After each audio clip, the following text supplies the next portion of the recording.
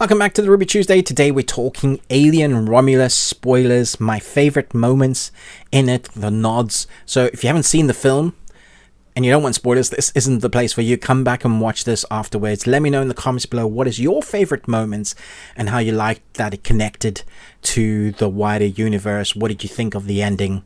Let's jump in. If you think about Alien Resurrections, where I believe Resurrections is set 200 years after Aliens 3, where we saw Ripley die with the alien queen bursting out of her chest, and she takes that with her. So they clone her DNA, mess around with the alien stuff, and at the end of that, we had this weird scene where we have this new white xenomorph morphed with human, Ripley DNA, and we have that whole mother scene, and it's sucked out into the air.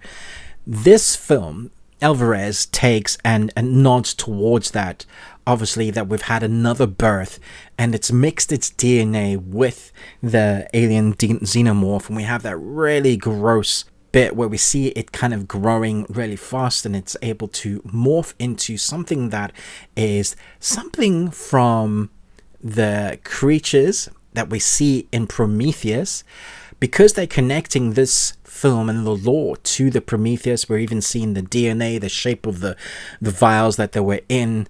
They are mimicking or replicating the kind of creations of those characters. I don't know if that was on purpose, but certainly paid a homage towards it, but also paying a homage to or taking, I guess, a step of what has been in the franchise before, which I thought was a weird way to go with it, because I know a lot of people don't like Resurrections. Maybe not for that reason alone, but maybe the pacing and the way the film played out. I loved the water scenes in Alien Resurrection, but this ending with that alien creature, I thought the costume design, particularly of it, the elongatedness of it, so it was deformed human alien, I think it looked pretty interesting. I just would have liked more of it, so that we saw somewhat of the intelligence behind it. I wanted to know how much human intelligence it had with the aliens, and I think we got a little bit because it was calculating. We were seeing what our character Rain was doing, again trying to kick the alien out of the airlock.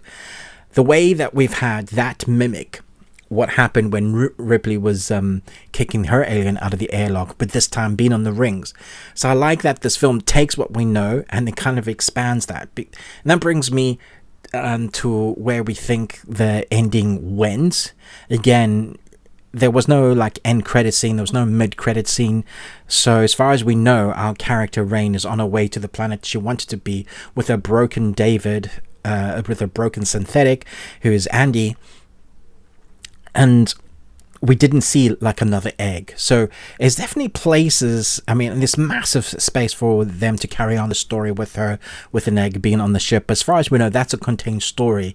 So if they don't want to do more with it, that's just how it stands. That is what they were doing with the ending. But I suspect that there may be more because of how they were connecting the stories and the worlds that have come before it, the other movies, the other stories with the characters that have encountered a xenomorph. Now, for me, I loved Andy, who's David Johnson, because it's so similar to the other synthetics, their stories, they're wanting to be more than they are, the Pinocchio story, that when they come in contact with humans who don't really quite understand or are too emotional at the situation unfolding with them, they often make decisions that as humans we can't understand why they're making that decision, because humans make emotional decisions. And that came across beautifully again, mimicking or paying homage again to the synthetics we've seen with David in Prometheus, with Ian Holm, who is again playing Rook.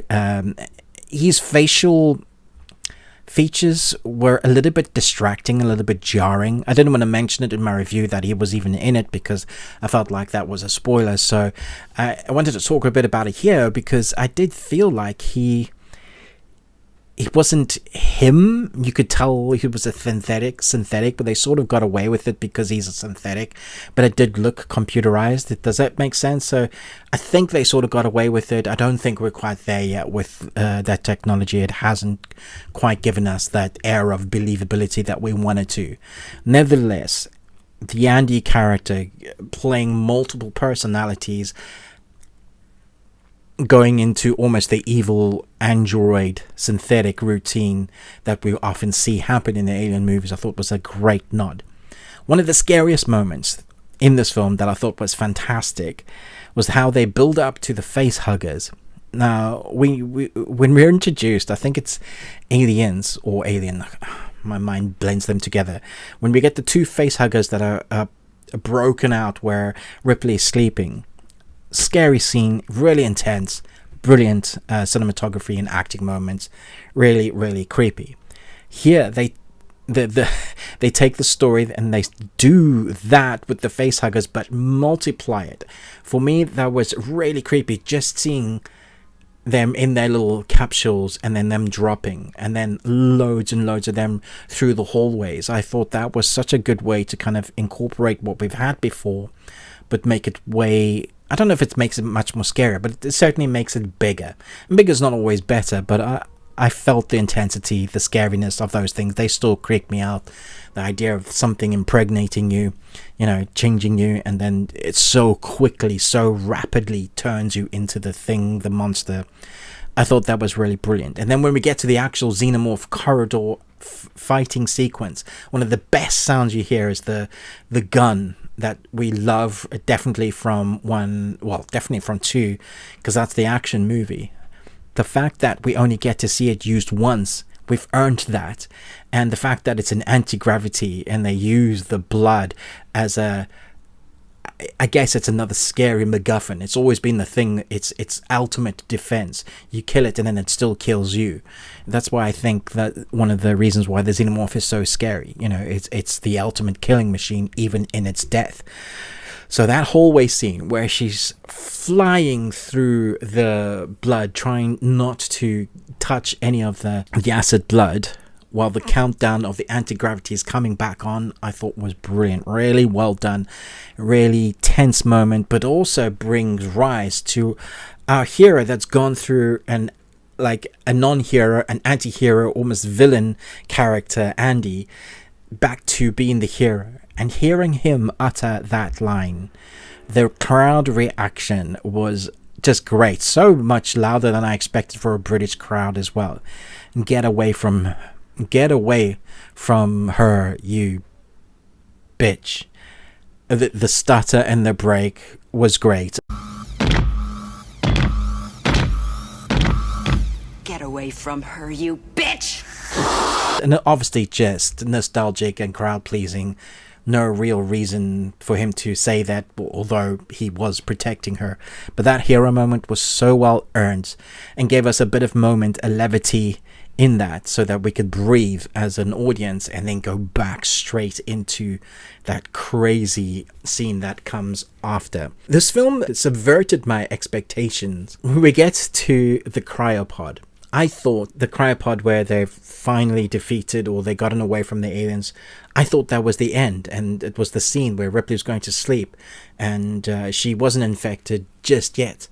I thought that was the end. And then we have another whole alien resurrection sequence where she's fighting another alien. And I was still happy with how it ended. I thought it was good.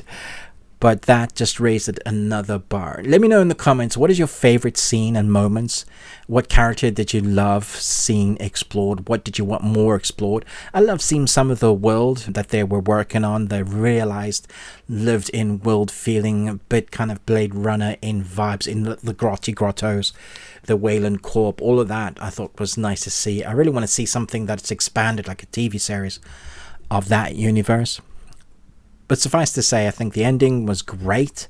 I like that they were brave and creative with it. I think the writing team did a great job. I know not everybody's going to like this. Let me know what you think of the new Sigourney Weaver type character and the new synthetic. Would you like to see them again? I always thought we were going to see more of our team that was created in Prometheus. But that was a one and done, and this could be a one and done as well. Thanks so much for watching. Looking forward to your spoiler-filled comments down below. But most of all, until next time, remember, live long and Tuesday.